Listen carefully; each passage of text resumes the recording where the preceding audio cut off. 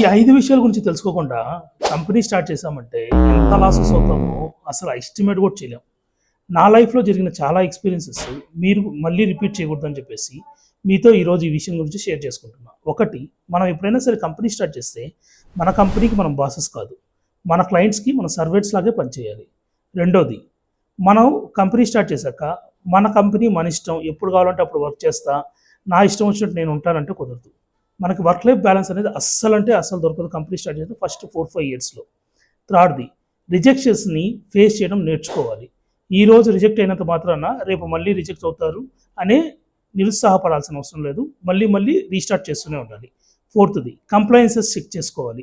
అసలు మన కంపెనీకి ఏ టాక్సెస్ పడతాయి, ఏ సర్టిఫికేట్స్ తీసుకోవాలి, ఎలా రిజిస్టర్ చేసుకోవాలి, అవన్నీ కూడా చూసుకోవాలి. ఫైనల్ అండ్ ఫార్మోస్ట్, మనం కంపెనీ స్టార్ట్ చేసే ముందే 1 ఇయర్ వరకు మనకి ఏవైతే ఎక్స్‌పెన్సెస్ అవుతాయో అవన్నీ ముందుగానే సేవింగ్ చేసి పెట్టుకొని దిగాలి.